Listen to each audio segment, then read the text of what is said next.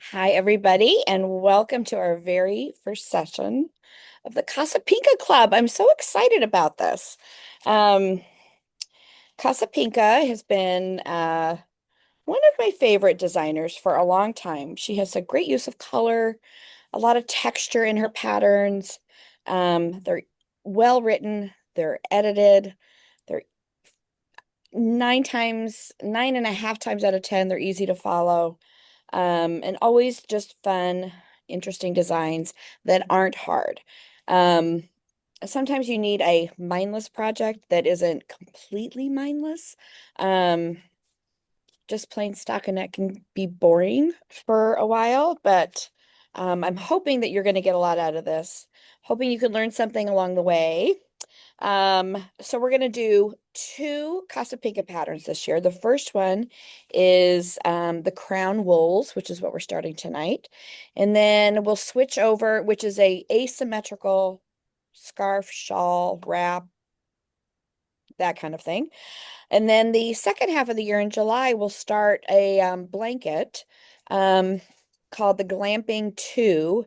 We did the glamping, her original glamping blanket, as a knit along several years ago here in the shop, and it was a huge success and a lot of fun. And we have people, it's kind of their go-to baby blanket, or gift blanket or something, because it's got different stitches, but none of them are hard, and you can make it variety of sizes. You can really use whatever yarn you want. So it's got a lot of um, personalization you can do to it, and it's just a lot of fun. So hopefully this will open up your eyes to a designer maybe you have or haven't had a lot of experience with, and introduce you to some new stitches, which was really one of the goals I wanted to have for this class. So the pattern, and I know this is going to be mirrored here, or not mirrored here. The crown wools, when you buy it and download it, it comes, there'll be several things. There'll be different languages you can print, but there will be one that has the pattern written row by row. And there will also be a pattern that is just the charts. We're going to work from the row by row, but I'm going to refer to the charts because I think learning knitting charts is a really good skill to have. And particularly when you've got both the row by row directions and the chart, to see how you can use them to check your work as you go. Or if you get stuck in the row by row, you can use the chart to check, or vice versa. So we're mostly going to be using the row by row, but I will refer to the chart as well. And you get both of those when you download the pattern. Um, this pattern was originally like a mystery knit along. So each week a clue was released, which is the 12 different sections in the pattern. Um, and then at the end, it was all put together all in one pattern. So um, there's lots of little funny things that go along with it, which is a lot of fun. A lot of people have made it. It's been worked through. It's a good pattern to trust. Okay, so I've got a page of notes I want to share with you, and then we're going to jump in. First, I'm going to show you. Tonight, we're going to talk about the pattern a little bit, and then doing the setup rows, which is your border, and the first two sections. So I've completed the border and the first two sections of my actual scarf, and I'm using a fingering weight sock yarn essentially that we have called, oh, and I had it right here, but I had to turn my camera. Hold on. Stashables, which are just what they seem. They are actually sock yarns from mine and my partner Beth's, our collection of sock yarns that we've either collected on souvenirs or left over from a project or something. And we've turned them into little 20-gram, 80-yard balls of sock yarn. And we've got a variety of colors. And I wanted mine to be a real kind of mix of colors. So I picked 12 different colorways that I'm going to work through. You don't have to. I've also seen this done in one color. It's stunning. I've seen it done in a color changing yarn. It's stunning. I've here used a tonal right here. I don't know why my camera's being so weird. I have to get my sons to help me with that. And I've also used a slightly variegated yarn here, which also shows the stitches nicely. You've got a lot of options. You don't have to change colors with every section. You can if you want to, but you don't have to. It's up to you. There will be a transition in between the sections of just garter stitch, where you're alternating your colors from row to row, like a little bit of blending. So you don't have this big harsh transition from one color to another. But you could do that all in just one color if you wanted to. So really, I encourage you, if you haven't picked your colors or what you want to do, um, spend a little time on Ravelry and take a look at what other people have done, not necessarily for exact colors, but for tones or variegated or solids, or color changing yarn or stripes, things like that, to see if that's something you might want to work with. Um, as far as using different weights of yarn, it's totally fine. It's written for fingering weight. If you wanted to go, I wouldn't go super heavy unless you really want it oversized. But you could do a sport weight or even up to a DK weight, I think, and it would be certainly bigger, but there are other yarn options. So it's particularly if you don't want to work on a super, it's not super small needle, but on a smaller size needle. Some people aren't always comfortable on a smaller size needle, with thinner yarn. So, and I'll go through that as well. But lots of options for your yarn. Feel free to ask questions as we go. Happy to answer them as we go. That's kind of my overview for yarn and colors. So I know a lot of people had come in or made calls and were choosing some things. People were pulling from their stash. Those look great as well. It can be very scrappy. Whatever you want to do is fine. Any questions about color or choosing yarns? Yeah, is how much does it take? Because I think the pattern says 133 yards, but Yeah, most yeah. mini skeins aren't that much, right? No, so and originally it had been set up with kits from, I believe it was Miss Babs had done kits, and her skeins were that weight. Mine are not. And I found I didn't have any trouble with my first section, but my second section, I knew I was going to run out. You have several repeats of the pattern. I chose to eliminate one of the repeats Hmm. so that I didn't have to go into another ball of yarn. Um, and that's very easy to do for all of the sections. I went ahead and looked through all of the sections. They're all repeats of stitches and they're all repeats of rows. So you can take out some of the rows. You could reduce the amount of color changing garter in between to save a little yarn. So like I said, my stashables are approximately approximately 80 yards, and I'm just fine with that.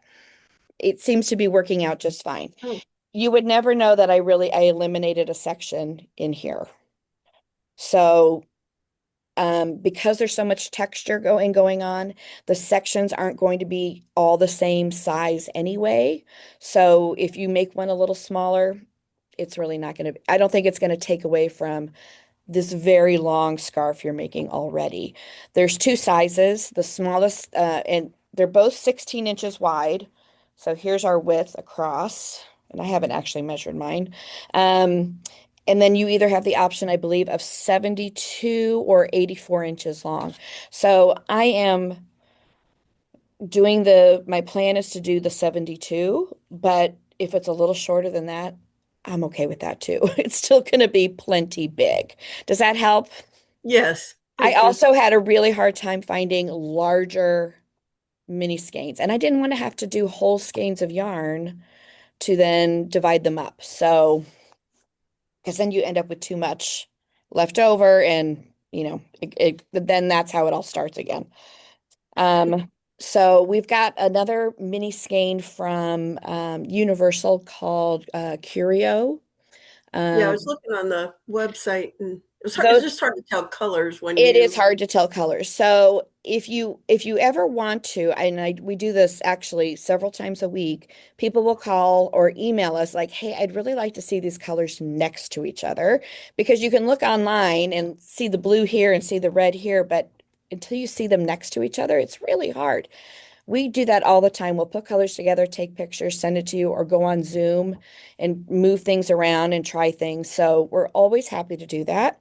Please reach out to us via email or give us a call at the store and we can set something up, a time to do I that. was just going to come in so I could see them, Yes, but I don't like absolutely. cold. And so I was waiting for better weather. And Yes, yeah. Well, and fingers crossed we finally get it at some point because it seems like it's hanging on around here. Um, Okay, so great questions about the yarn. Like I said, I've got 80 yards of each of these and I'm going to make it work. And so far it has. So I knew I was going to run a little short in this one, but my first one worked out fine. I had just a little bit left, but I knew I was going to make it across. So um, yeah, so that's our plan for color. Okay, let me look at my notes here where we jump in. Okay, we're going to jump into the pattern. Like I said, oh, so this is mine that I'm working on and working through and making notes from. But I'm going to demonstrate on the camera on a worsted weight yarn. I think it's just easier to zoom in and to show on a worsted weight yarn and something that's not variegated. So I'll be using this as my demonstration. I've got a couple of balls of this and it'll just be a little scrappy project. I obviously did not cast on the full amount of stitches, just enough so that I can demonstrate the repeat across. And we'll change that up every time, but I kind of like working on one little sample for a demonstration because it always morphs into something really, really odd and they're kind of fun to collect. So that's my plan. But hopefully you'll be able to see the stitches really well and see how it works up on a slightly thicker yarn when we move to the camera. All right. So our pattern, speaking of camera, let me switch over here. And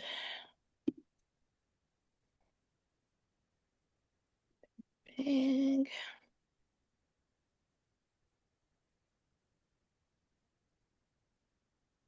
Okay. A lot of pages in here. They are numbered, but those little numbers are very small to me. I always recommend stapling your pattern. Just makes it a little easier. All right, so she recommends here on the front. These are the mini skeins that she used. It was from Miss Babs. And those mini skeins happen to be 133 yards. And there were kits made up in conjunction with this knit along, mystery knit along that she had. Two needle sizes. One, the smaller needle size is for your seed stitch border here, and then for the pattern, you move to the larger size. I would argue that you don't have to do a smaller size for the seed stitch border. It's totally up to you. I don't know that it makes that much of a difference. She recommends for fingering weight yarn to use a size. She's doing a size 4 and 5, and I happen to know that I kind of like my fingering weight shawls. I tend to work really well on a size 4. So I did not do a gauge swatch only because I knew that this was going to give me a fabric that I liked. Um, because I've worked with fingering weight yarn, sock yarn on a size 4 needle several times, and I've tried other sizes, and I always come back to the size 4. So I did go down and I did a size 3 for my seed stitch border, and then moving on to a size 4 for the rest of it. Um, if you are not sure, absolutely 100% do a gauge swatch. Um, does not have to be, this is a back and forth, so you don't have to do a gauge swatch in the round. Um, but do your gauge swatch on the larger needles because that's going to be for your main body here. Don't do it on the smaller ones and play around with it a little. I mean, make sure you're going to be happy with the fabric. It doesn't have to fit, through the shoulders and across the bust and things like that. It's an asymmetrical rectangle. So as long as you're happy with the fabric, it's going to be a great size. If you find it's too tight, go up a needle size. If you think the stitches look really loose, go down a needle size. Find something that you're comfortable with, and really that will be okay. Um, I typically don't, unless it's a yarn and a size that I'm not terribly familiar with, I tend not to do a gauge swatch unless it is something that I need to wear and it needs to fit. If I'm doing a shawl or a wrap, if it's a yarn I've never used, if it's a weight of yarn I don't use often, then I will do a gauge swatch. If it's got something like cables or some sort of different stitch that I know is going to pull the yarn, I'll do a gauge swatch. For something like this, I just kind of know what I like and I know it's going to be okay. So I'm giving you the permission to do the same thing if you're comfortable with that. Okay. She also talks about you'll need a tapestry needle to weave your ends in because you will have some ends and stitch markers. And we will talk about using stitch markers um, to use them in between the repeats. And I'll show you how to make that work as well. All right. She also gives you a little overview of the pattern. Um, and uh, she talks a little bit about choosing your colors the same way I did, that you don't have to choose the 12 colors. It was written that way, but you can use any number of colors you want. You can repeat your colors. You could pick 3 or 4 colors and switch between them, whatever you want to do. Um, she's also got her list of abbreviations that we'll refer back to. And then she jumps in with the setup rows.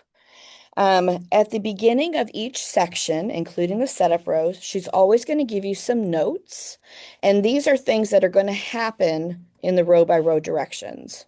So, for example, in our setup rows, she's telling you in this section, every right side row starts with a purl 1 and then a knit front and back, and it ends with a knit 2 together.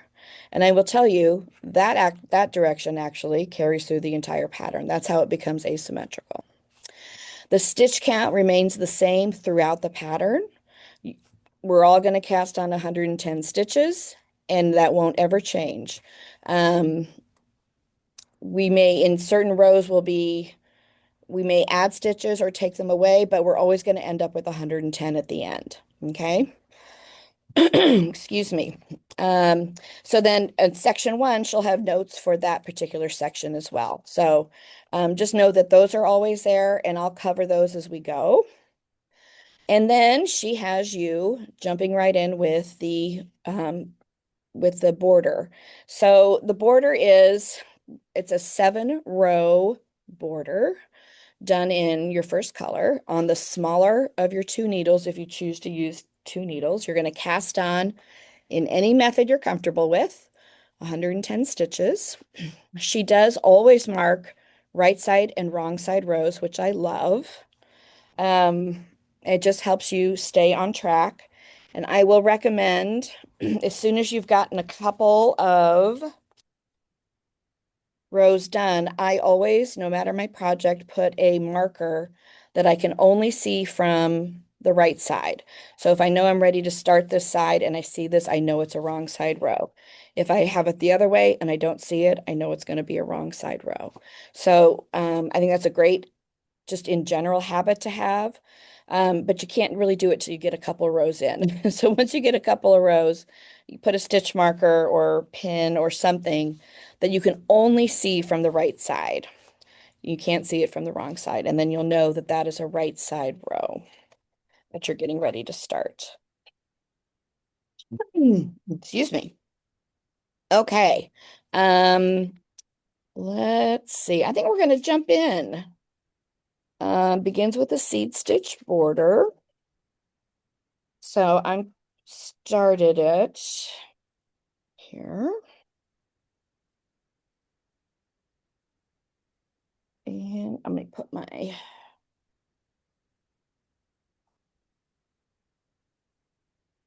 get my yarn in here so I can pull it. Okay, so I did a couple of rows just to get started. Here's how I decided to cast on stitches. I happen to know that in the first section, our stitch, we have a 6-stitch repeat. So we'll be doing 6 stitches over and over and over again, including not including some beginning and ending stitches. And in the second section we'll cover tonight is an 8-stitch repeat. So I wanted something big enough that I could do a couple of repeats of both the 6s and the 8s. So I think I ended up casting on 30.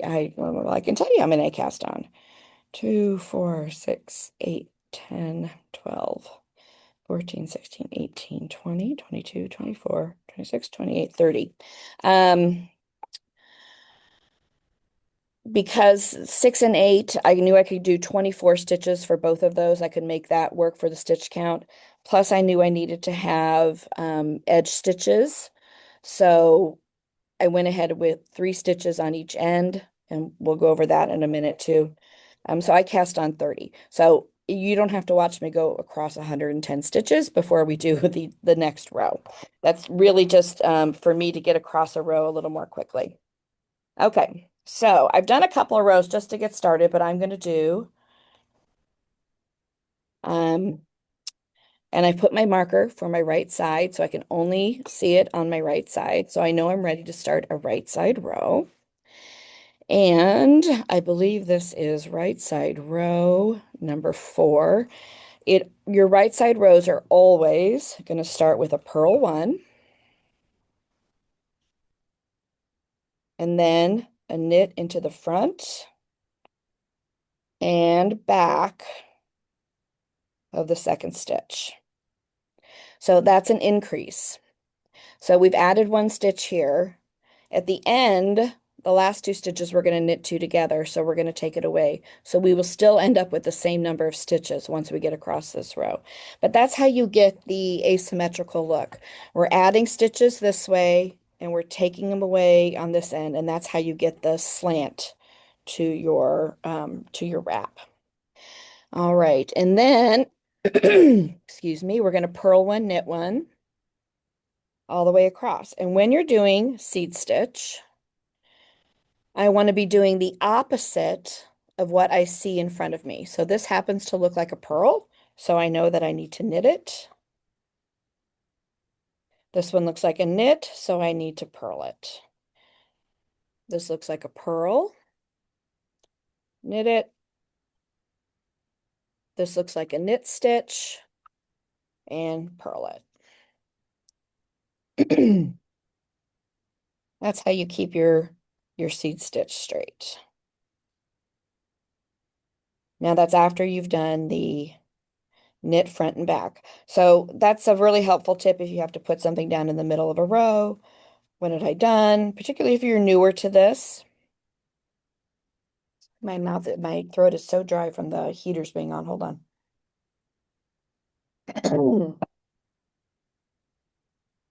If you put it down and pick it back up, look to see a couple of places here. Let's make this a tad brighter now. There we go. So my yarn is in front, attached to the last stitch I worked, and it should always be on the right-hand needle.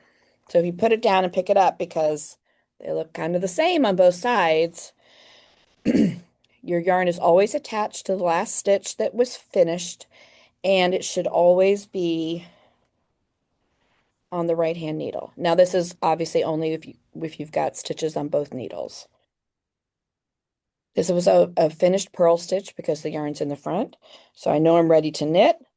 And this looks like a purl stitch over here. So I know I need to switch and make it a knit stitch this time. So we're just alternating across. If we were to knit the knit stitches and purl the purl stitches, we would end up with ribbing and not seed stitch. So if all of a sudden you've got, excuse me, knits stacked up on knits and pearls stacked up on pearls because you're following the pattern, you might be on the wrong row. All right, so we're doing this all the way down to the last two stitches.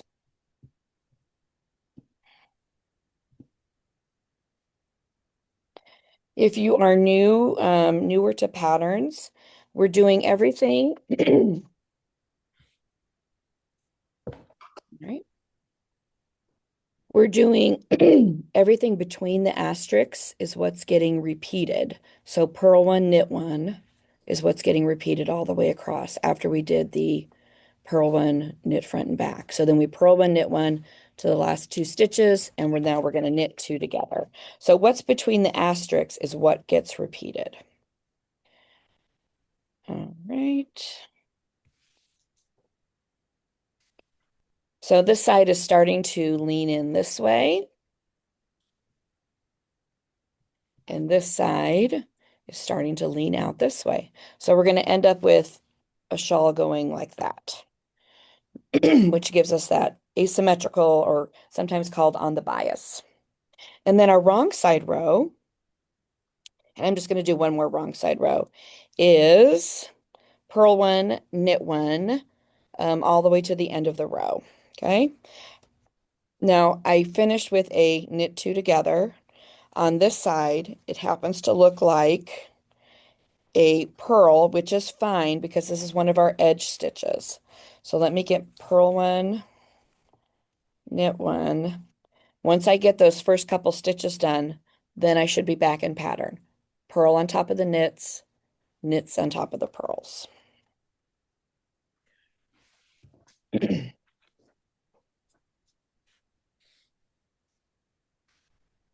And then we'll get started with section one. Let me just work across this.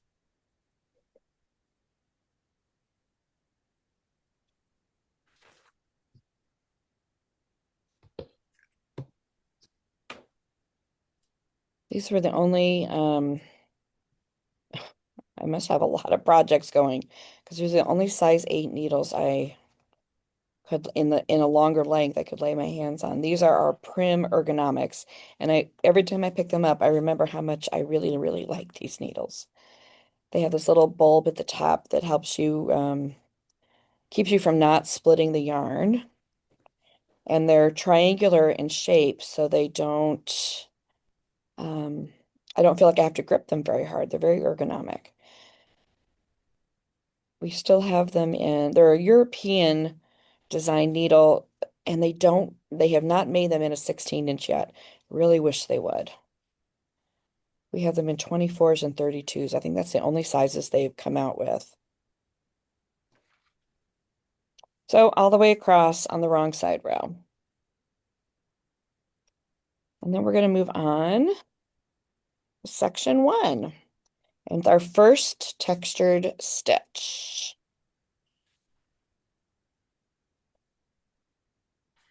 Okay. So I know I'm ready to start a right side row because I've got my stitch markers showing. Okay. So now we're going to be, if you're I'm going to assume you're switching colors. If you're not, then the color changing doesn't apply to you. So we're going to be using, sorry, before we get to section one, this is where you would be doing a little bit of a transition to bring in, started with my first color, and then I did 4 rows in color 2, and then went back to my color 1. And that's just to kind of blend in that color that's coming across. Obviously for this one, I'm just going to stick with my same colors, but you'll have just a couple of rows of seed stitch. I'm sorry, 4 rows of seed stitch in your second color, and then you'll cut that because you don't need it again until way up here. But don't cut your first color.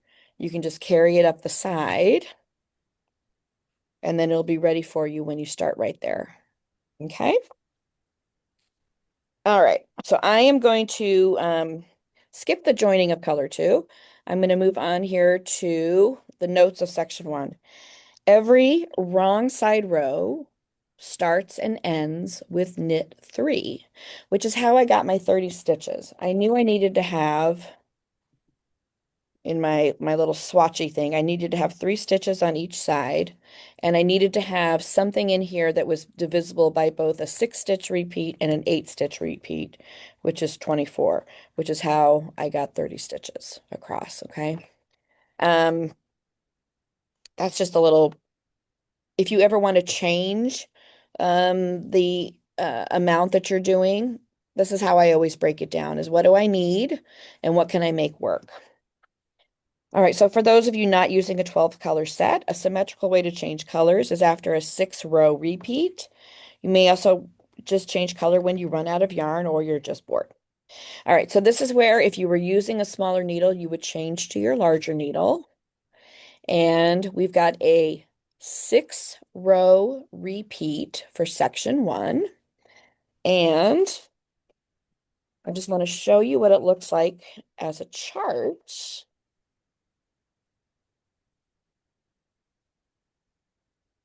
At the same time, let me zoom out just as a reference here.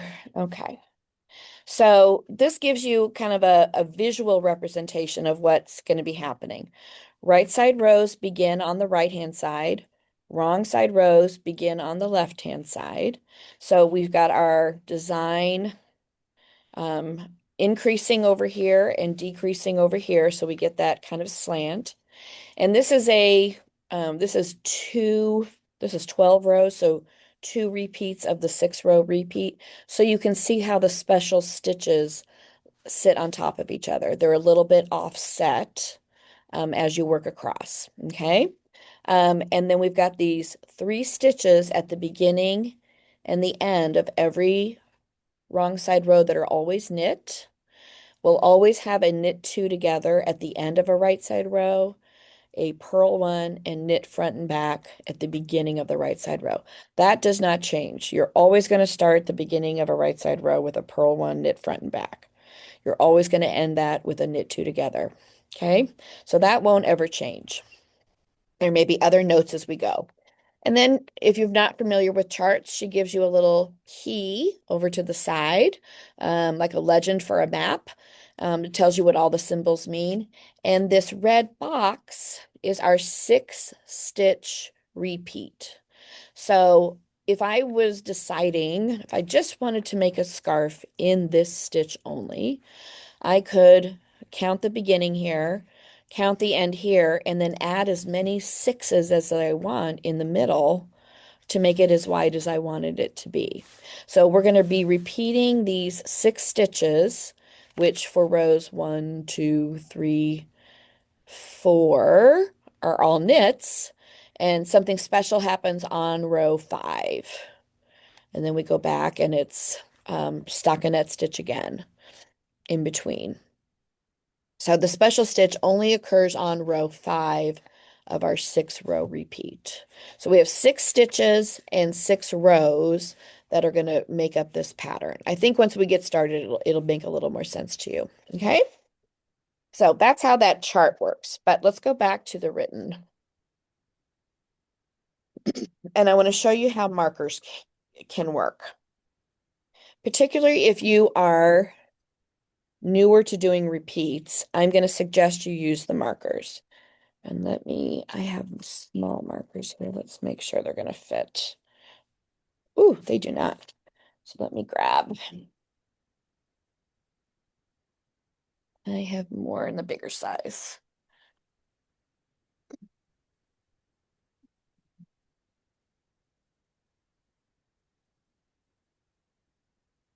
For this kind of project, I recommend either locking stitch markers or these split ring markers, because if by chance you've made a mistake, if you put just a ring on it, like,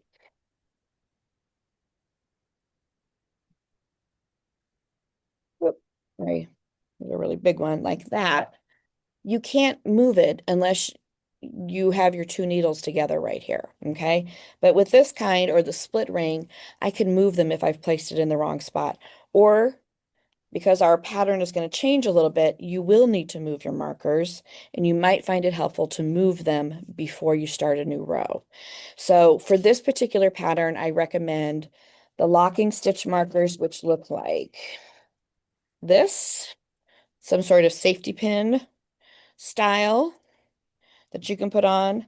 Honestly, I find these the easiest because they slip on and they stay on until I pull them off. And we've got these in a couple of brands. These are the Knit Pro. I believe they are $3 for 30 of them. We also have some very nice ones from Coco Knits that are a little more snug, which I kind of like. And they are $10, I want to say, for also maybe 30 of them. And they're magnetic too, so they will stick to everything in your bag that is magnetized. Every time I pick up my iPad, it has bazillions of stitch markers stuck to it. Okay, so I'm just going to have these off to the side, and we'll start with our pattern here. Row 1. Let's zoom in. All right, we're going to purl 1, knit front and back. So it must be a right side row. Purl 1, knit front, knit back. So that's an increase from 1 stitch to 2. So that's our knit front and our knit back. And you know you've done it correctly if the first one looks kind of like a straight line and the second one looks like a purl. That's how you know you've done that stitch correctly. Okay.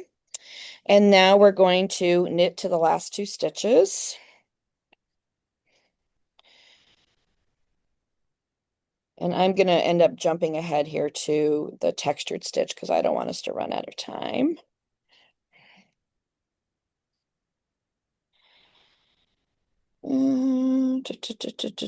So you know what? I'm going to pretend. No, I'm going to do one right side, one wrong side row real quick. And then I'll move on to what row 5 looks like. Because that's the only thing that's different in this particular pattern is row 5. And I was also going to show you how to do the markers. Okay.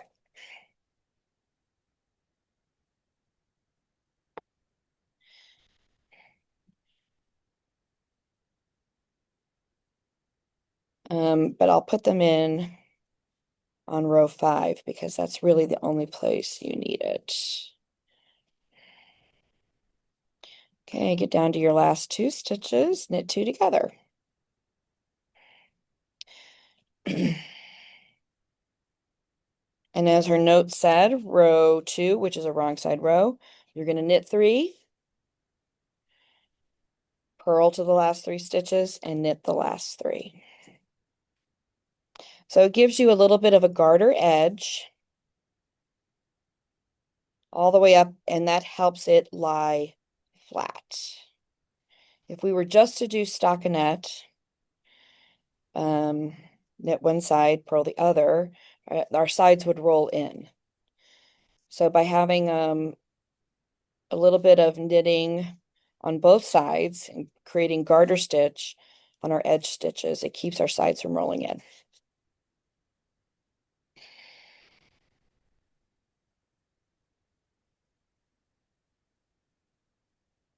Okay.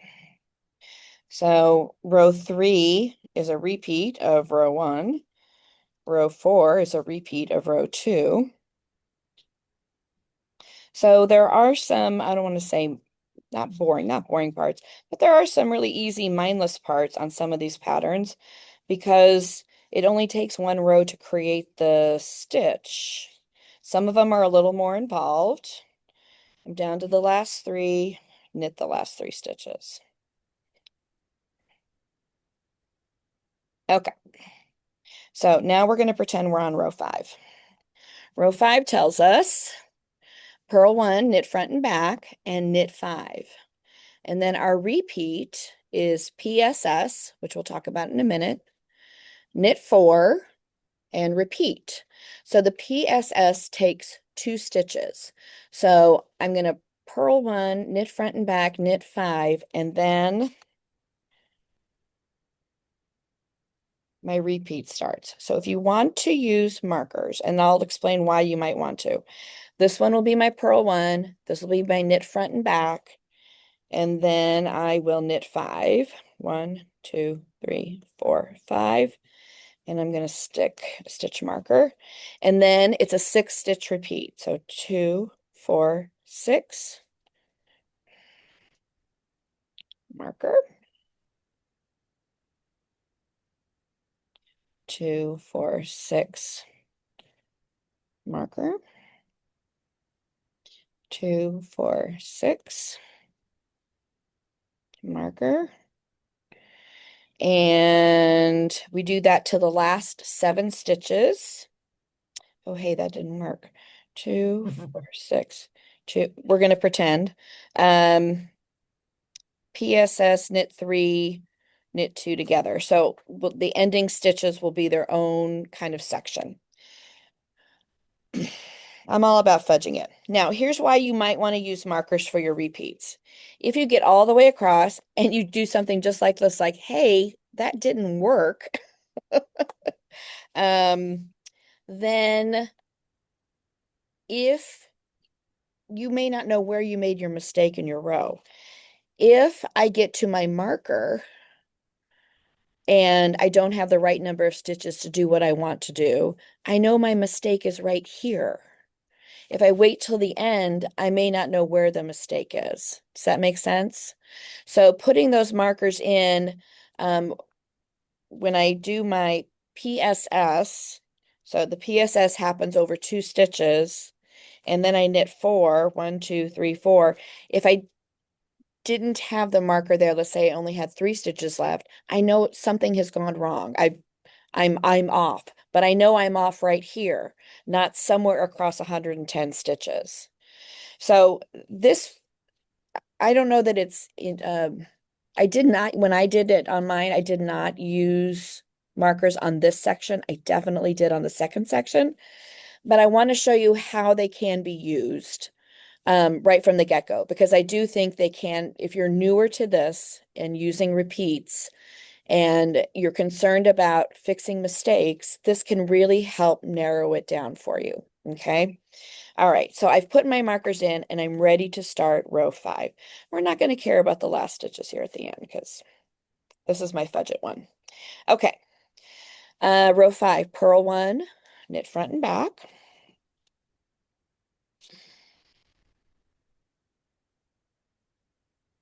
Knit front, knit back, and then knit 5 stitches. 1, 2, 3, 4, 5. Okay. Now, I'm going to just slip my marker over. PSS. Her description says it's worked over 2 stitches. You are going to purl 2 together, knit 2 together, and purl 2 together into the same 2 stitches all at one time. This will give you 3 stitches when you're finally done. And then we're going to get rid of one of those stitches by passing one of them up, over, and off, kind of like a bind off. So let me work it and see if those words mean a little, help bring it together for you. Okay. So on those next 2 stitches, I am going to, notes here, I am going to purl 2 together. And just let your marker kind of hang out there. Purl 2 together, but I'm not going to slip it off the needle. These 2 stitches that I just purled 2 together, leave them there. Then I'm going to take my yarn, bring it between the needles, and now I'm going to knit those 2 stitches together and pull it through. So here's the wrap that when I purled them together, here's the wrap from when I knit them together. I still have not taken those 2 stitches off the left-hand needle. Bring it back between the needles and purl them together one more time. So now we've worked those 2 stitches 3 times, and now I can slide it off and I have turned those 2 stitches into 3 stitches. I purled them together, I knit them together, I purled them together. But I don't really want to change my stitch count. So what I'm going to do is I'm going to take that middle stitch, the one that was knit 2 together, and I'm going to bind it off. I'm going to pass it up, over, and off the one that is closest to the end, just like that. And now I'm back to 2 stitches. And what it's created is a tiny little bobble. Okay. Now my pattern says PSS knit 4. So my yarn is in front. Take it between the needles so that you can knit your 4 stitches. 1, 2, 3, 4. And now we're going to PSS again. Slip my marker. Bring the yarn between the needles to the front. Purl the next 2 stitches together, but don't let them come off the left-hand needle. If you find this particularly tight, and if you're not familiar with this, you can be. Pull up on that wrap a little bit to give a little bit more space between your needles. You'll find your comfort zone, but if you keep that really tight like this, and then you try to bring it back to knit, you are not giving yourself too much room to work. So go ahead and pull up on that a little bit and give yourself a little bit more room. Knit them together. Again, I pull up on it just a little bit and then bring it back between the needles to purl it together one more time. And then I can slide those 2 stitches off the left-hand needle. Make sure you forget, or don't forget, the next part, which is to take that center of the 3 and pull it up, over, and off. Here's how I keep it from, I do the same thing when I bind off.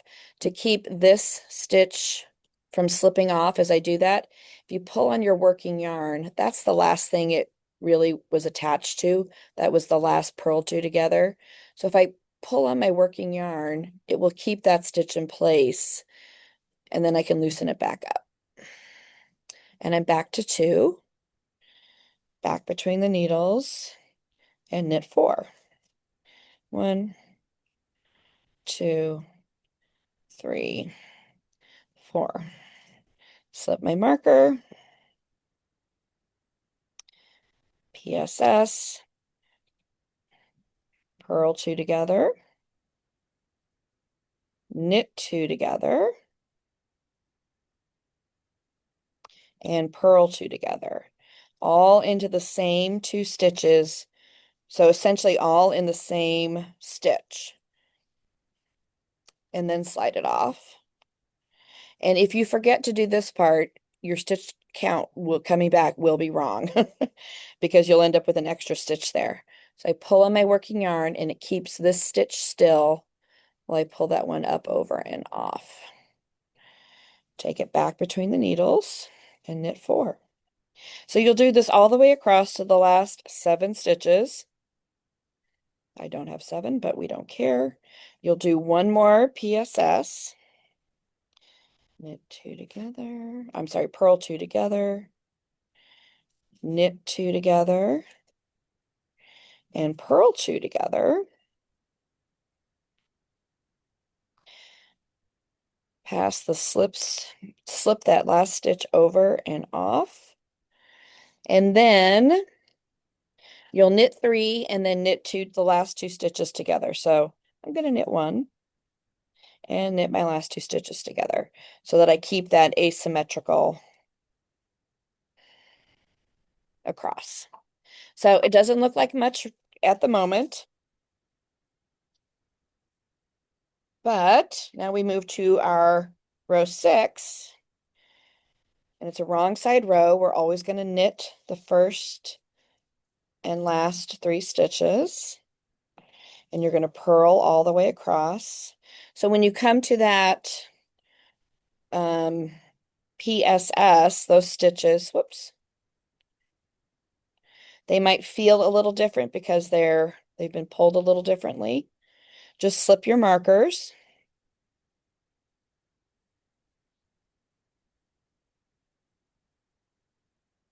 So you're gonna make sure you still have 6 in between your markers. 1, 2, 3, 4, 5, 6. So if you're coming along and you realize, sorry, let me pull out some yarn here.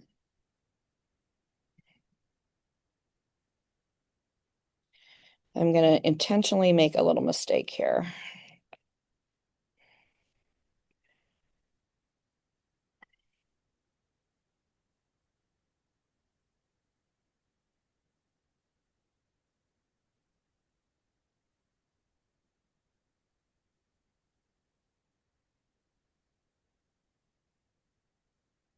Okay. I'm going to pretend that I did not pass that slip stitch over. What will happen is, as I'm counting in between my markers, I'm supposed to purl 6 in between. I've got 1, 2, 3, 4. Now I have 5, 6, 7. Because you had the marker here, if I were to wait till the very end to count my stitches, you may not know where you made the mistake, but I know it happened right here. So what you can do is back that out. Just going to take out those purl stitches and put the stitches back on the left-hand needle. And I did find, by the way, if I was really tired, I did forget that step a few times and I had to do this. Turn it back around to the right side and then go ahead and finish that stitch that you forgot to do on the right side. Just pass that middle one over the one closest to the tip. Now you can turn it back around and now I have 6 in between. And that way you were able to narrow down where your error was. And purl all the way across.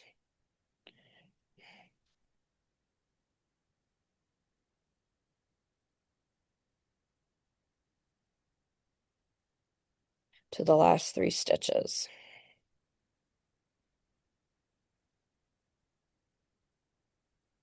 Okay.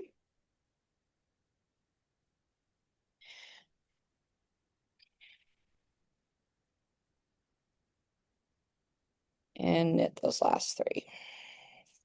1, 2, 3. And here's what it looks like. So it gives you a nice little, it's just a nice kind of tidy little bobble. It's not too big. Let me show you on this one. It's really quite, it's more textured than nubby. I mean, it does have some dimension to it. But it looks quite nice, I think. Almost like a little bloom in there. From the back,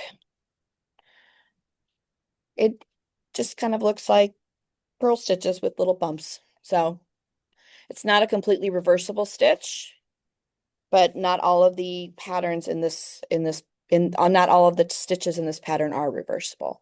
This happens to be one that is not. All right, so as you can see, they will alternate because we've got that changing stitches here. It's going to shift over and they become offset. So when you get to the end of row 6, you're going to work too dark. You're going to work rows 1 through 6. If you're doing the smaller, 4 more times. If you're doing the larger, 5 more times. And then you work rows 1 and 2 1 more time for a total of either 32 or 38 rows. Now, if you're concerned about your amount of yarn, maybe you only do rows 1 through 6 3 more times. Okay, I would still maybe end with row 1 and 2 only because then it borders it with just stockinette stitch. You don't necessarily want to finish this and then go right into garter stitch because it would really bump up against it. So I would take out a whole repeat of 6 rows if you needed to, if you're concerned about your yarn, or if you just don't want it 72 inches long, that's okay. Um, as long as you're dealing with repeats, you can adjust. It's not going to change anything in the pattern for you. Okay? Any questions on that particular stitch? Okay. Um, what will happen though, and this is where the chart is helpful. When I go to do, whoops, my row 5 and 6 again. So let's pretend we did rows 1 through 4 again. Row 5 is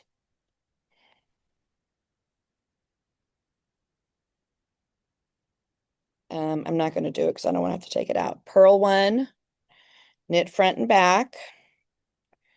When we let's go back to our words here and knit 5. 1, 2, 3, 4, 5, and then your repeat starts. Because we increased over here and decreased over here, we have to shift our markers over 1 space to the right, which is why I like these little slip-on markers. So before I started the next row 5, I could take this marker off and move it over 1 stitch to the right so that I still have 6 stitches in between each, but they are shifted over for the increase on this side and the decrease on this side. So I still have 2, 4, 6, 2, 4, 6, 2, 4, 6, 2, 4. Oh, well, this is the beginning. Okay. So this is where the chart is really helpful in that it's growing on this side and decreasing on this side. So when you stack them on top of each other, that's why she gives you all 12 rows so that you can see how that changes. Still the same 6 stitches in between, but it changes where the repeats are. Okay. Does that make sense? I hope it does. Because then what we can do, now that I've got my markers moved, I could start with my PSS right here over these 2 stitches, and it will be offset from this one. It won't line up exactly on top of it. It will be offset. Otherwise, it would be right on top of it right there. Okay? And the same thing here, and the same thing here. So what happens in between the 6 stitches is the same. We've just moved where those 6 stitches are to accommodate for the increasing and decreasing at the ends. Okay, any questions about that stitch? Okay, all right, so I'm gonna breeze through the transition because it's really pretty easy. Your transition, you'll do a stripe of your color 2, which is just knit across and knit back. And then you'll go back to color 1. Every time you do a right side row, um, make sure that you're still purling 1, knitting front and back, and knitting 2 together at the end. So you'll do those 2 rows in color 2, color 1, color 2, color 1. Again, if you're concerned about yarn, maybe just do it 2 times. It's fine. I had enough yarn, so I went ahead and I did the 4 rows. My color 2, color 1, color 2, color 1. So it creates 4 garter ridges. And then you can cut your color 1 because you're done with it for now. And the next section is all in color 2. Color 2. They're telling you to use colors 2 and 3 because at the end, we'll do another transition into color 3. All right, so the notes for this section. Every wrong side row, again, starts and ends with a knit 3. For those not using the 12 colors set, change colors every 4th or 8th row If that's, she's just giving you some guidance here to make the color changing look nice. This is a lace design that we'll be working on. And she's suggesting maybe you don't change colors right in the middle of this little lace design. That's why she's suggesting if you're changing other colors, using up stash or something like that, maybe don't change right in the middle. Use rows 4 or 8, 4 or 8 to change your colors. Placing markers between the lace repeats can help you keep track of your stitch counts. Now, if you find this, she gives this all the way through. If you were working on this and you were finding the lace beyond your skill set, but you don't have to worry about that because we're working through it together. She gives you an alternative stitch, something else you can do to keep going. Remember, this was initially a mystery knit along, so she wanted people to be able to continue on, and they weren't getting any guidance. So if they started on it and were really having trouble understanding how lace works or reading a chart if they were really new, instead you could just do this. You could do, and essentially it was just more garter stitch, keeping your increases. Okay. All right. So we're going to continue on with this next little, I'm going to take my markers out because this is an 8 stitch repeat, 8 rows and 8 stitches. For this one, it creates lace, which if you yarn over on purpose and create a little eyelet, it's called lace. If you yarn over on accident, it's called a hole, and we have to rip it out.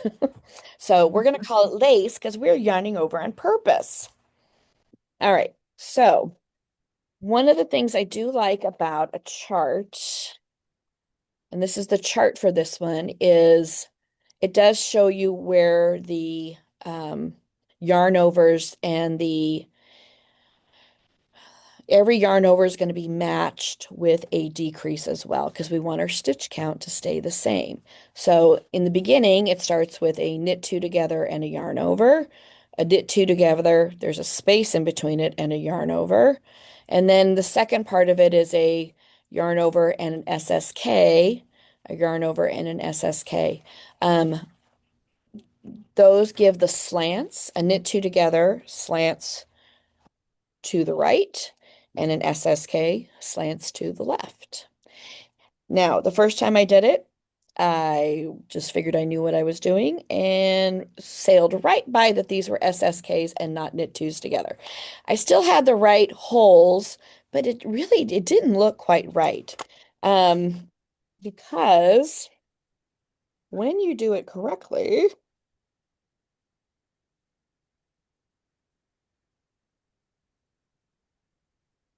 you get, and you can tell, like these down here don't look as nice. Let's put it on white paper as a background. Hold on. Looks better with, there we go. They, the stitches in between the yarn overs aren't always going the exact same direction because I sailed right by that those were SSKs. I just kept knitting 2 together. So I finally got it together and you end up with these 1, 2, 3, 4 eyelet designs with leaning stitches in between. Oh, hey, look at that. I missed yarn overs right there. I can tell because it didn't show up. Hey, look at that. But you should end up having these 4 whole designs.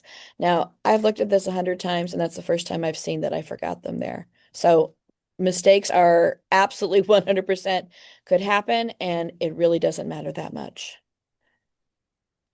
And you know what? I bet you anything, that's the row where I started using the markers because I started to find myself off. Okay? So let's look at this stitch.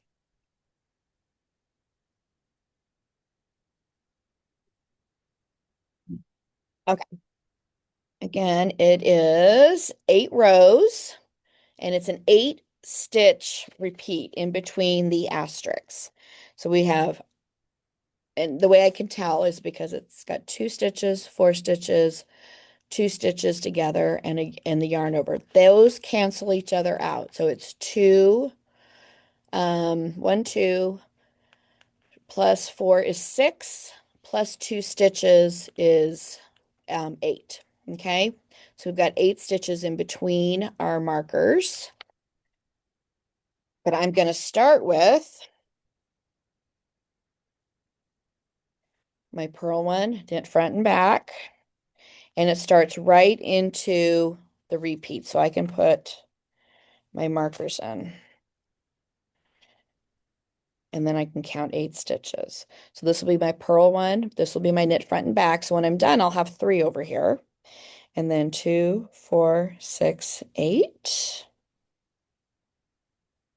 2, 4, 6, 8. 2, 4, 6, 8. And we'll see if our end works out this time. Okay. Now, this here's the joy and the annoyance of these markers. Every row on this particular section, we're going to have to move those markers. On the previous section, it only happened on row 5 that something happened. Something different happens on every single row. So every single row we have to, every single right side row, we're going to need to move the marker over 1. I would start with the markers. And this is something I think I learned from Kate Atherley too, is anytime she's starting a new lace pattern, she always puts in markers, even if she has to move them and they're annoying, but it helps her keep on track. If at some point you find you're feeling comfortable, you can take the markers out. If you're not having mistakes across, if you find you're able to see the pattern emerge, you don't have to put the markers in. But I encourage you, if you're nervous about trying this, put the markers in. Okay, knit front and back. I'm going to purl 2.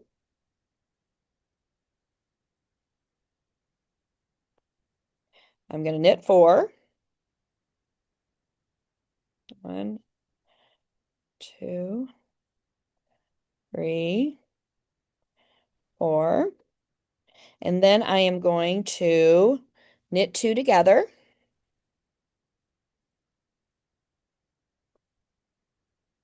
And I'm out of stitches, but my next stitch is a yarn over. I don't need a stitch to make a yarn over. All I need is my working yarn and my needle. Now, how you make the yarn over, and this was the big part about this stitch, is what's going to happen next. So after I yarn over, the next thing I'm going to do is do my repeat again. I'm going to have to purl. So I'm going from a knit stitch, and my next stitch is going to be a purl. I need to bring the yarn between the needles, over the needle, and back between the needles to make this particular yarn over. I'm going to do that again. If I were just to bring it between the needles, I'm not yarning over anything over my needle. If I bring it, you could just bring it over the needle, but I feel like it can pull your stitch. So you could just bring it over the top of the needle, but it's a little fiddly and it doesn't necessarily want to stay. And it doesn't want to stay around that marker. So my suggestion is on this row, let's put that stitch back. When you're going from a knit stitch to a purl stitch, so we finished a knit, our next one's going to be a purl, and we have to add a yarn over in the middle between them. Bring it between the needles, over the needle, and back between the needles. That yarn over is going to stay where I put it.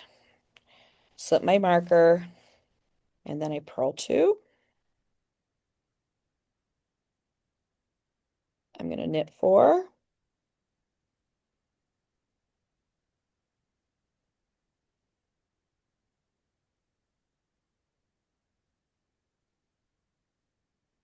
I'm going to knit 2 together.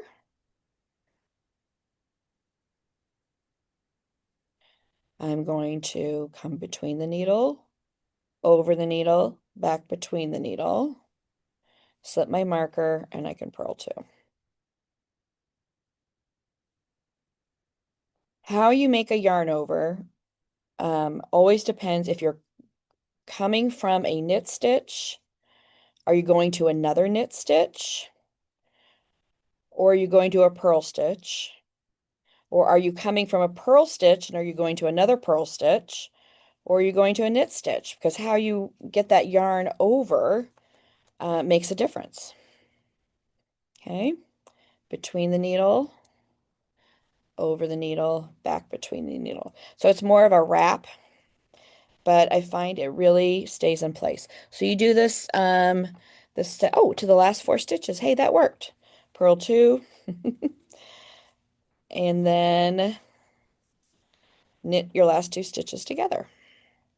Now, when I mentioned earlier that we are pairing a yarn over with a decrease, either a knit 2 together or a SSK. I should still have 8 stitches in between my needles, in between my markers. 2, 4, 6, and 8. I took 1 stitch away, but I added a yarn over. So I should still have 8. 2, 4, 6, and 8. What you want to make sure is that that yarn over stays on the right side or the correct side of your stitch marker. I don't want that yarn over to slide, and they can if they're not correctly made or if they're loosey-goosey. They have a tendency to slide underneath markers, and then it ends up getting counted in this set of repeats instead of its repeat that it belongs with, okay? And that's why I do that yarn over that way. It's a little firmer, it stays where it's supposed to stay, and I have the correct stitch count. All right, row 2. We're going to, and this is how I kind of double check my stitch count. We're going to knit 3. We're going to start and end with a knit 3. And then I'm going to purl 6 and knit 2. So here, the very first thing after I slide the marker, I have to purl that yarn over. It is really easy for that yarn over to fall off, in which case nothing's going to drop because it was created out of the yarn, not another stitch. So it's not going to drop down, but I also don't have 8 stitches anymore. I have 2, 4, 6, 7. If that happens, you can just pop it back on. And at this point, it doesn't have to be wrapped completely all the way around again. I just want to be able to purl it. And then it's locked into place. Okay. So I'm purling 6 and then knitting 2. And if you notice, I'm creating a little bit of stockinette here. So I am purling the stitches that I had knit on the previous side, and I am knitting the stitches I had purled on the previous side. So you've got a little bit of reverse. You've got stockinette going in both directions here. So slip my marker. Just be careful because that next stitch is a yarn over, and purl it. But because we locked it on there pretty good, hopefully that will keep it from falling off. But if it does, and they sometimes do, kind of pop it back on there and then purl it, just like you purl any other stitch. The yarn overs are always going to look slanted when you stretch out your stitches, because that means that you've created an opening, and in this case, an eyelet. And if you didn't want that yarn over there, then you created a hole.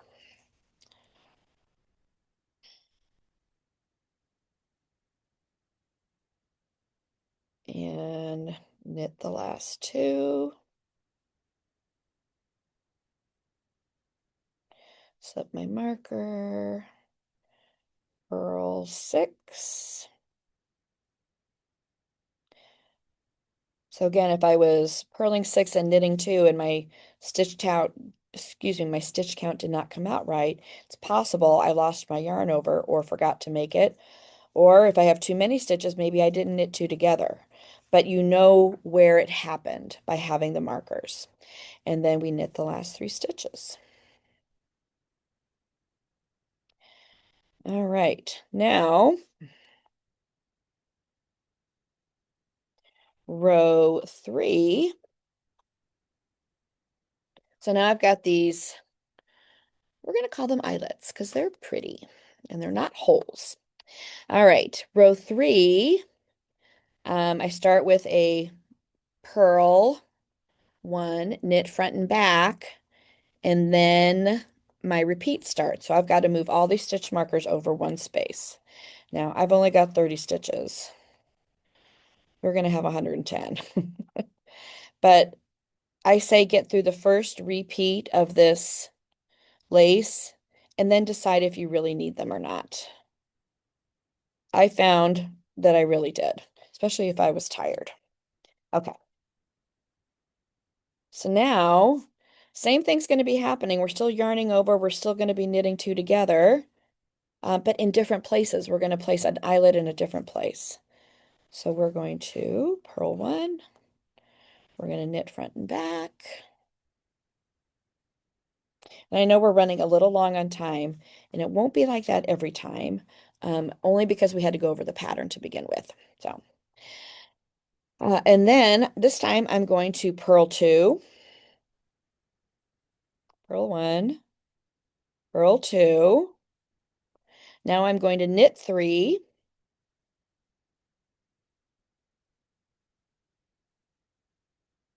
Now I'm going to knit 2 together. So I'm placing my knit 2 together is happening in a different place. I'm going to knit 1 more, and now I'm going to yarn over. So again, I want to think about I'm coming from a knit, and my next stitch is also going to be a purl. So I'm going to do my yarn over the same way and purl. Whoop. Purl 2, knit 3,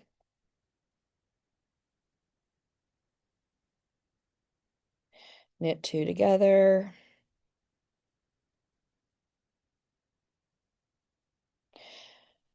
knit 1 more, and then yarn over. So even though my yarn over and my knit 2 together aren't right next to each other, they still are paired in that I still have 8 stitches in between my markers. Purl 2. And I found when you've got the 110 stitches that I found it pretty easy to uh, kind of memorize each little repeat across. So not hard, not boring, but you do have to pay a little bit of attention here. Purl 2, knit 3, knit 2 together, knit 1 more, yarn over, and I finish with a purl 2 and a knit 2 together.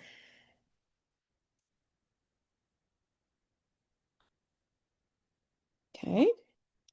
So now here was, because we moved those stitch markers over, should still have 8 stitches in between. The previous yarn over, the first one we made was here, made a nice little eyelet here, and this time it's over here to the right of it. And those should line up. So one here and then to the right. One here and, oh, come on.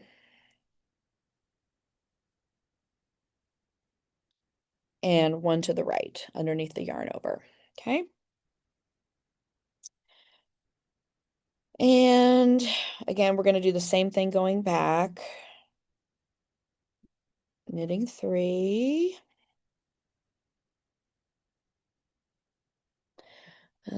Let's see, this is row, knit 3, and then I'm going to roll 1,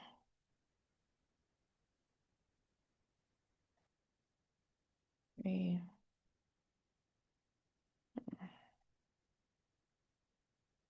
Did I have 4 stitches there? Oh, I must have screwed something up. Hold on. Because it should be starting with a purl 6.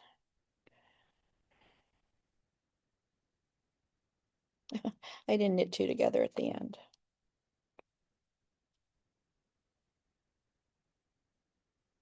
Let me just take that back out. See, right off the bat, I knew where my mistake was because it didn't line up. I did not knit 2 together. Now I will knit 2 together. Let me put that stitch marker back in. I'm really glad I make mistakes when I'm trying to teach something. I think that's more helpful. Okay. Knit 3. And then my repeat is purl 6, knit 2. Slip my marker. Again, don't let that yarn over fall off. Purl 6.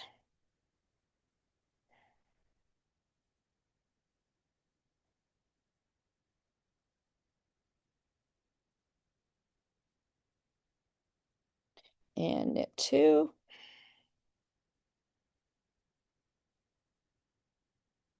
Slip my marker. Purl 6, 2, 3. Again, I'm purling my purls and knitting my knits. And knit.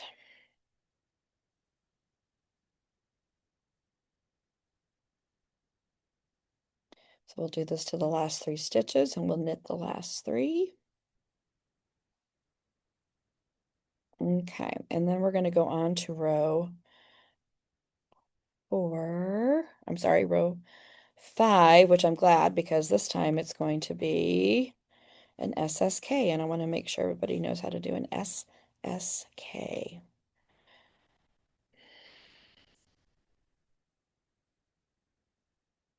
Okay. There we go. So now we've got 2 eyelets, and they should look they should look the same around each of your stitch markers. Okay, that means you're doing it right. All right, got to move our stitch markers over. So I've got to move them over to the right 1 space.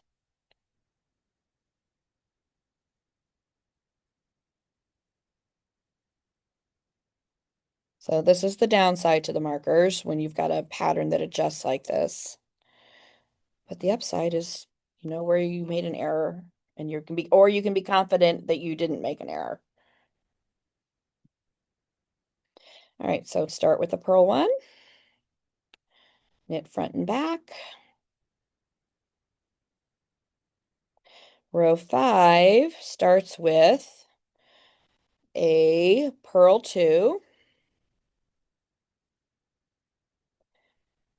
and yarning over. So we're going from a purl this time. Our next is going to be an SSK, which is a form of a knit. Okay, so when you're going from sorry, my tail is way too long here. When you're going from a purl to a knit style stitch, really all you have to do is almost do nothing at all because your yarn's in front. My next bit that I'm going to do here is an SSK, which means I'm going to slip 1 stitch knitwise. I'm going to slip another stitch knitwise, and I'll go back over this again. I'm going to take my left hand needle, slide it into the front, and then I'm going to knit those 2 together. My yarn is still in front, but when I take it across to knit them together, it creates the yarn over. Okay? So I'm going to undo that. Well, let me do it. I'll redo it the next time. SSK, yarn over SSK and knit 4. 1, 2, 3, and 4. Slip my marker. Purl 2. And now I'm going to do it a slightly different way, and you can see why. So now my next stitch is going to be a knit. So I need the yarn to the back. Okay. So I can kind of hold it to the back there, but I'm not ready to actually knit yet. I have to do my SS part first, which is my slip before I can knit. So having kind of this weird loose yarn draped across can be a little weird. Just let it hang out in the front. It's totally fine. But I'll do the awkward thing here. Bring it across the needle to the back to create your yarn over, okay? To do a decrease that leans to the left, an SSK, we take the next stitch and we slip it knitwise, which means like we're going to knit it, but we don't. We just slip it from the left to the right. We do the same thing on the next stitch, slip it from the left to the right. Now I need to knit those two stitches together. So I could slide them back over, and then my needle is already in there to knit. I could slide them back over and then knit them through the back loop, or just bring your left needle through the front of those stitches and knit them together. Okay, so I still have my yarn over, I still have my decrease. I think it's a little easier just to leave when you're going from a purl to a knit, just to leave it in front until you're ready to actually knit. Purl 2.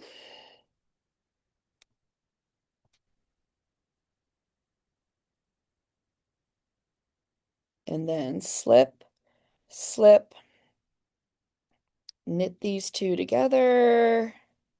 And now I'm creating the yarn over because I'm bringing it over the needle. As long as you didn't bring it between the needles, you're going to get your yarn over. And then knit 4.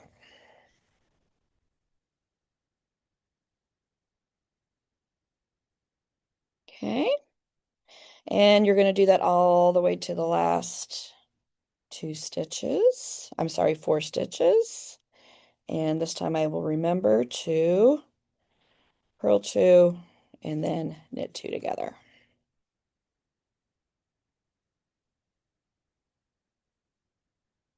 Okay. All right. And we only have one more yarn over row. So let me get across here real quick. Row 6 is knit 3, and then it's purl 6, knit 2. So I'm just checking my stitch count as I go here. 1, purling my purls, knitting my knits.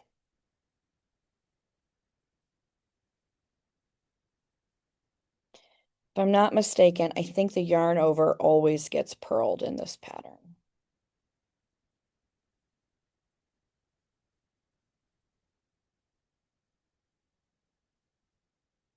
So in this case, the yarn over is not immediately after the marker. It's closer to the middle of the repeat.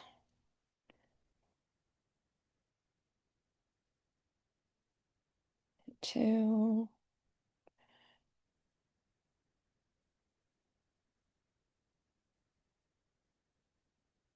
Purl 6.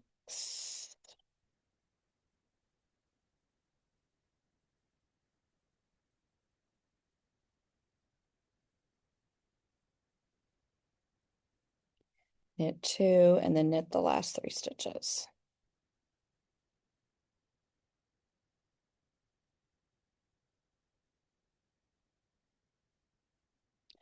Okay, and then this is our last one with yarn overs. So now I've got, just so you can start to see, we had 1, 2, and now our third eyelet is over here on this side. So we're going to have 2 here, and then we'll have 2 here, you'll see. But they should look the same around each stitch marker. All right, gotta move our markers again. One over to the right. This is where the non-locking kind are quite nice.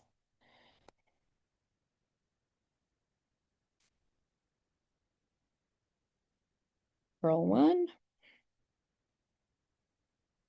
knit front and back. We're on row, oh, what did I say? We're on row 7. We're going to purl 2.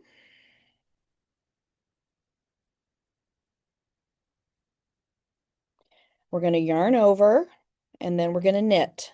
So I don't have to do an SSK this time. So I can just leave it in the front. I purled my 2. My next one's a knit. When I bring the yarn over to the back to knit it, it automatically creates the yarn over. Okay. That was purl 2, yarn over, knit 1. Now we SSK, slip, slip, knit them together, knit 3. So we're doing all the same kinds of stitches, just in a different order in between those stitch markers. Now we're going to purl 2, yarn over, knit 1. So it ends up being a very fluid kind of motion.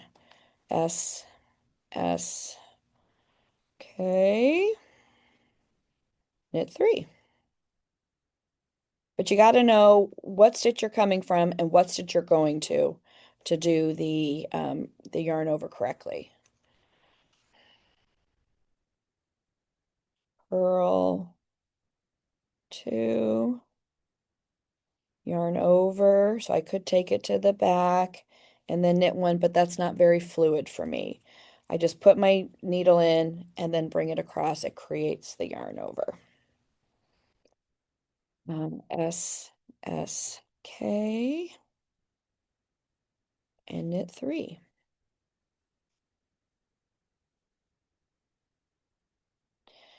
Purl 2 and knit 2 together.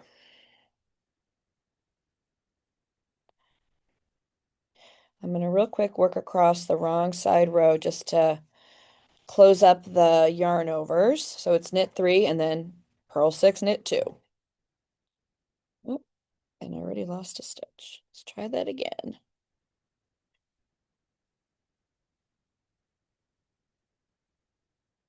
Thank you for hanging in with me in a longer class. I promise I have it worked out to be a little shorter, but the first one's always a tad longer. Knit 2 together.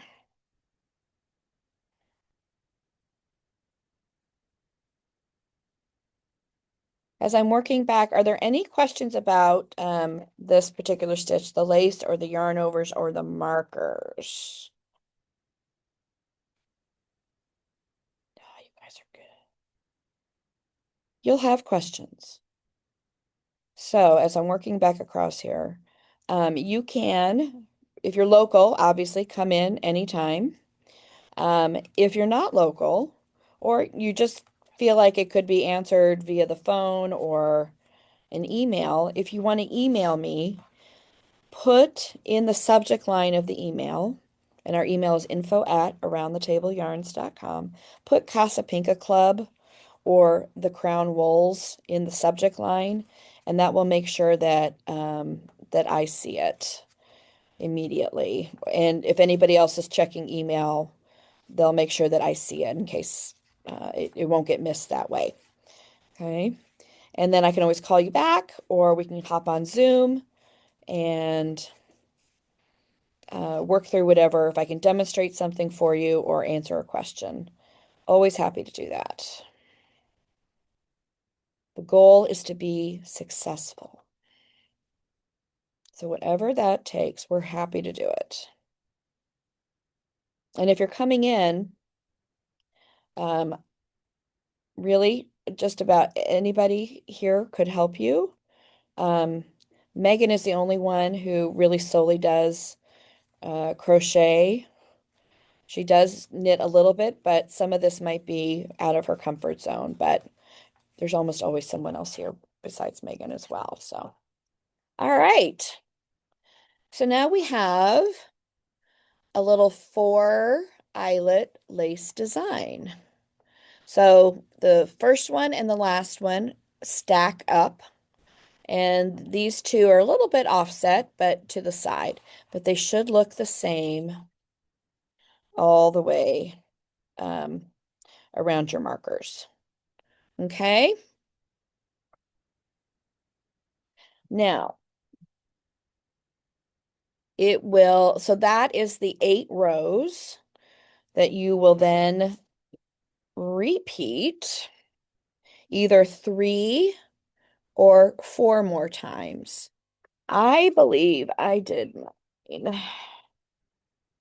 because I think I was a little bit afraid of running out. So I did it. Here's the first 8.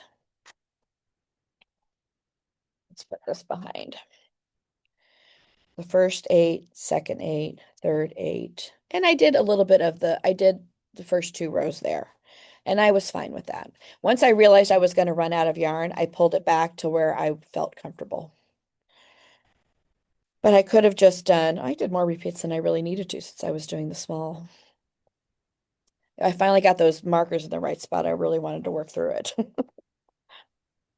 So just remember, if you're using the markers before you start your next right side row, move them over to the right, and your pattern will continue to grow. And then you'll have a transition, same as you did down here between, I'm moving into color 3. So I did 2 rows in garter of color 3, 2 rows in color 2, 2 rows in color 3, color 2, and then I was able to cut my color 2, and I'm ready to do the next section 3 in my 3rd color.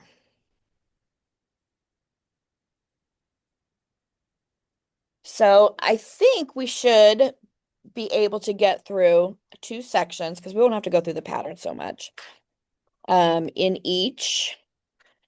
If as I'm working through it ahead of time, let me stop sharing my camera.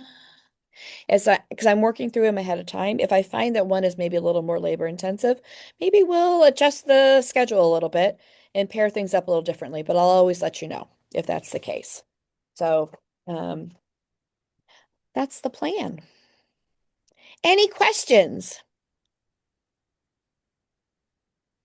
You guys are the best. All right. So your homework between now and next month is to do sections, your setup, sections 1 and 2, and your transition into, so we can start with the 3rd section next time. The transition is always just going to be the garter rows. And we'll go from there. If you don't get your homework done, guess what? Doesn't matter. It's still going to be fine because you'll be able to come back and watch the video anytime. All right. I'm going to stop recording.